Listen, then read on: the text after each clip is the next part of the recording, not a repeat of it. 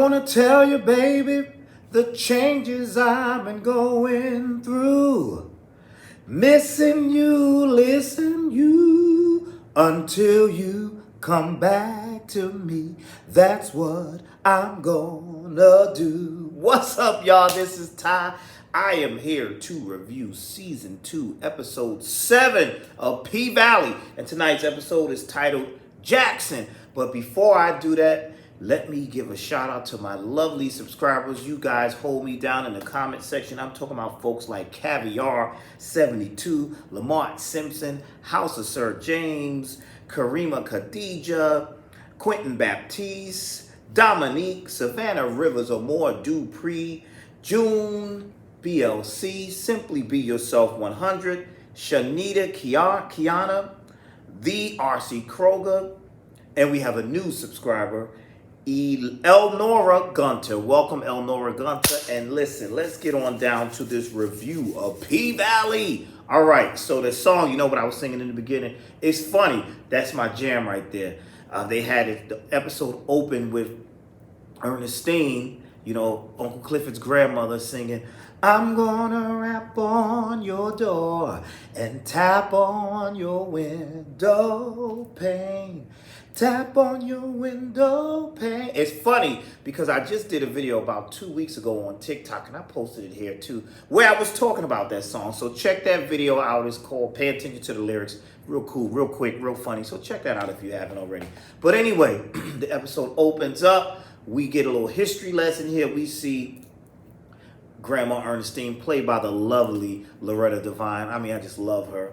And she's singing Until You Come Back to Me. And as she's singing it, we see the different decades. It looks like they went through the 60s, the 70s, the 80s. And we even see a young Clifford with his mama. And it's just showing us how long she's had the club. Well, you know, giving us a history of how long she's been running the club and singing there and doing her thing. And then it gets to a part where the club just gets empty and it looks like it's modern day.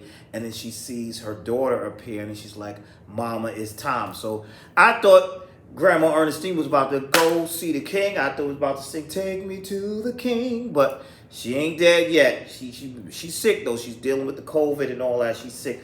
But I thought that was a great opener. I really enjoyed that.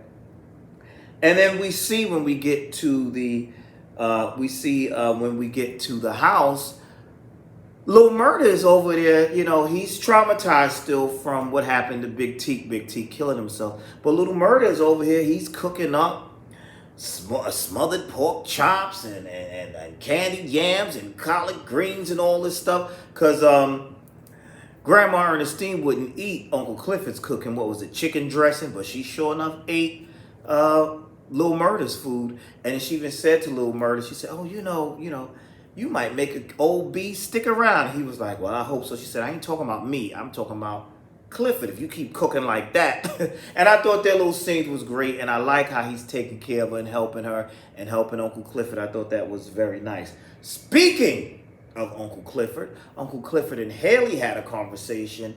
And pretty much she's like, you're not going to convince me not to sell this place. And this is where we got more of a history lesson about the pink and how it's been in his family for years. This is where great-grandpa, this one was over here, and uncle, this one got shot over in this corner, and my grandmother used to sing right there.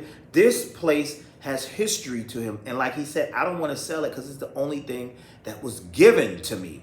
You know, it's the only thing that was given to me. And then Haley tells him, listen, they're offering me $5 million. And I thought that was hilarious because she said, but I turned it down. He said, bitch, you crazy? And that's funny because that's the same thing. I said, are you crazy? He was like, at one breath, he's like, good, I'm glad you didn't sell. But he's like, you crazy? $5 million?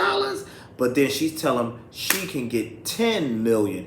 And she's like, listen, I understand you want to preserve history, but we got to worry about the future too. And I'm like, and part of me is like, I think I would take the money too. But then again, who knows? But you know, something's going to happen because I don't think they're going to take this money because the show is centered, unless this is the end of the show is centered around the pink, the P-Valley. Hello. So it's interesting how this is all going to play out. But I thought that conversation between the two of them was good. And then when Haley was saying why she's doing this and how she's doing this for her baby, that was a powerful scene too to me. And she's like, I'm doing this for my child.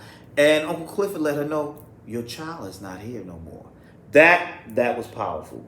Speaking of mother and daughter situation, we go on down to Mercedes and Tarika, and I thought all their scenes in tonight's episode were powerful, great. This tumultuous relationship that they have. We see where Tarika is pregnant, and I'm like, oh, here we go, repeating that cycle. I think Lamont Simpson, you said that too, repeating that cycle, and it's like, oh my goodness, she's pregnant. What is she gonna do? Mercedes tricks her, takes her down to head to Jackson. That's why the episode is titled Jackson. Takes her down to Jackson so she can go get an abortion or think about it. And they just have this really complex relationship, and there's things where Tarika is like, well, you weren't that good of a mother to me. They go up and down. We see a lot of things with them. I thought all of that was great. Their dialogue was great. We see them go to the abortion clinic, and we see the people outside protesting, minding other people's business, telling them what they need to do, what they shouldn't do. Listen, everybody's situation is different. Mind your business. That's my stance on it. Mind your business. Everybody's situation is different, but you know how people are. So she learns that she is 14 weeks pregnant, and she don't have a lot of time. She's gonna have to make a decision. What she gonna do? Is she gonna keep this baby, or is she gonna, get rid of the child? And like I said, their scenes were really powerful. You saw the ups and downs. We even saw Mercedes flashing back to when she was younger, and her mother, Patrice, telling her, they were at the diner, and she said, work your magic. See, her mother's a hypocrite. You telling your daughter at one breath, work your magic, because there was some man at the diner, looked like he was giving her the googly eyes so you could pay for the meal. And then when Mercedes says, I could pay for it myself, and she see a condom slip out the wallet, she does an Ike Turner and beats Mercedes down in the diner like that. And I'm like, so you don't want her having sex, but you want her to be flirtatious with grown men, though. You see, that Patrice was a mess back in the day. That was really crazy. What else did I like in this episode? Keyshawn is in the store with Derek, the abuser, and she runs into Haley, and she says, oh, let me go sneak over here I gotta go get some makeup or whatever. He's all happy-go-lucky and being all nice. Listen, man, you've been abusing this woman, and he's got some serious issues too. She got to get away from him, and that's what Haley pretty much reminds us. She tells her, I see you haven't used the gun that I gave you, huh? And she said, I just couldn't. I got a family. And Haley pulls that mask off, and you see the bruises on Keyshawn's beautiful, pretty face, and it's like, yo, this is ridiculous. This is totally ridiculous. I'm like, she got to get away from this dude. She really do got to get away from this dude. And it's just like, but it was, the way they write this show was just so, you just feel every moment of it. I just thought that was so such a good scene. I really enjoyed this episode tonight. I really did. Let's go back to Little Murder and his situation. Little Murder, Uncle Clifford, and Ernestine. Little Murder, I love the moment when Little Murder goes up to Uncle Clifford's room, and he sees all these clothes and all this other stuff, and Uncle Clifford is pretty much impressed with the food that Little Murder made and all of this stuff. And basically, they have this conversation, and he's like, who are you? How did you be you all this time? What are you, is what he pretty much said. And Uncle Clifford said, I'm Uncle Clifford. What are you? And he's saying, I'm what the world won't allow me to be. So he's dealing with that, DL, keeping it in the closet situation. And I love how they wrote all of this. And then they had their little inside jokes with each other, and he called Little Murder Cisco, and Little Murder pretended he didn't know who Cisco was. And then we see them, we saw them, that banter. And then what happens? They notice something. Grandma's missing. Grandma, they go looking for Grandma. I'm like, Lord, what done happened to Miss Ernestine? What's going on with her? And I was like, Lord, I hope she don't die in this episode or anything. So she's trying to go towards the river. Take me to the river. Wash me down. I got to sing everything. But she want to go to the river. She ready to see the king. And she's like, I got to go. I got to see I think Beulah, I think that's Uncle Clifford's mother. And, that was another great scene. And she's like, I need water. I just need to get in the water. It's time. It's time. And I love how Little Murder went and, got some water for her and poured it on her. And no, of course it didn't heal her, but in her mind, it healed her and it calmed her, it soothed her. And I thought, great acting, great scene right there. And I'm like, please, I love Grandma Ernestine. I hope they don't kill her off because I love Loretta Devine. I just love Loretta Devine. But please don't kill her off. Keep her on the show is what I'm saying. So we get to see Uncle Clifford and Lil Murder have this conversation. Then when they get back to the house, they take Grandma she gets the ambulance called. She goes to the hospital. And Lil Murder and Uncle Clifford are in the room in the house. Uncle Clifford goes and takes a shower and he's crying, and then we see him stripped down. Another great scene. Not all of the big hair and the makeup and all. You see the guy. You see him, the person, and he's crying, of course, except for the nails, and he's in the shower crying. Then when he comes out of the shower, Lil Murder is dressed like Cisco, and they playing thong song. And I thought that was really funny. And, they're getting playful banter. Then, of course, they get into bed, and Uncle Clifford starts crying, and Little Murder consoles him. One thing leads to another. Next thing you know, they having sex, unprotected. And yeah, and that was that scene. But still, just great scenes showing their relationship and how he says he needed him and he's going to be there for him when he's ready. But you still have two people, one that's flamboyant and over the top and out there and out and comfortable in his skin, and one that's, he's a street thug, Little Murder, this and that. I know that's a terrible thug impersonation, right? But he's not, he's with the streets. He got a reputation to uphold. He's this rapper, dirty, keeping it. And he's dealing with this secret that he has to deal with. He's struggling with.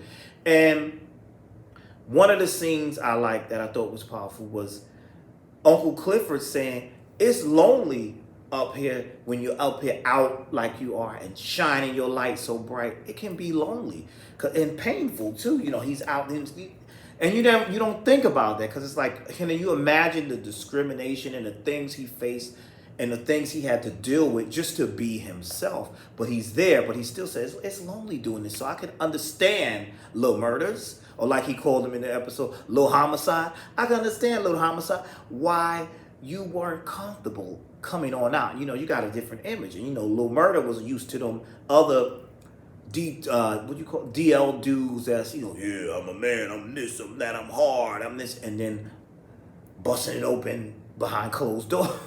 So it's so vulgar, tiring. Damn. But that's pretty much that. One of the conversations, we're going back to Terica and Mercedes, which I like their conversation, that shows how naive, we all been there, how naive and young kids are. She's telling her about her boyfriend, and he's an artist, and she told him that she was pregnant, and he's 14, talking about he could get a job, some part-time job. Do you know how expensive it is to raise a child? Listen, you know how expensive it is to take care of yourself without any children? Like, even before I always make it about me. Even before I had children, it was expensive taking care of me, and it was just me. And then, of course, when my children came along, got married and all that good stuff, that's expensive. You know what else is expensive? Divorce. But this ain't about me. But anyway, I just thought it was funny how naive Terica is about, he's going to help me and we're going to take it. I'm like, you're going to be on a long journey. But I did like how Mercedes told her, listen, I didn't have a choice. I had to have you. I couldn't think about it. My mother made me have you. But this is going to be your choice. It's up to you. Either we going to Jackson to get this abortion, or we're going to go on back to Tuscaloosa and you're going to have this baby, and that's what you're going to deal with. And if I'm not mistaken, I believe she chose Jackson to have the abortion, to terminate the pregnancy. Y'all correct me if I'm wrong. I thought that's what happened at the end of it. And then we see them in the room, and she says to Mercedes, do you think that I'm going to burn in hell. And Mercedes says to her, if you are, I'm going to be there right with you. I'm going to be right there with you. Another funny scene was when they were at the pool and some man was staring at Terica. She said, what you looking at, R. Kelly? She underage. I thought that was funny too. But overall, I thought this was a great episode. I really, truly enjoyed it. Tell me your thoughts. How did you feel about this episode? I'm glad Grandma Ernestine is still alive amongst the living. And I hope they don't kill her or please keep her on because I just love Loretta Devine. But anyway, that's all I got. Oh, y'all like this shirt? Let me tell you a funny story about this shirt. I got this shirt at a premiere. At first, when I saw the shirt, I said, Ella Whitney. And I was like, well, who are these two people? And then I was at like this block party / TV premiere. And this was for that TV show, Run the World. I got the free shirt. I never watched the show, but I got the free shirt. So these are the characters from that show. At first, I thought it was Ella Fitzgerald, Whitney Houston. And I was like, but who are these two singers? But no, these are the characters from that show, Run the World, which I've never seen because I went to the, look at y'all, I was like, damn, Ty, you tried to, you went to the premiere. I was a block party, and I went to the block party, and I got the free T-shirt, and I'm trying to figure out what happened where, you know, it was the block party, and after the party, they were going to premiere that episode. Something happened where I had to leave, and I didn't get to see the episode, and I've never seen the show, so I guess I got to check the show out. Anyway, they don't really have nothing to do with this. Again, thank you for watching. Please like, comment, and subscribe, and I will see you all in the next video.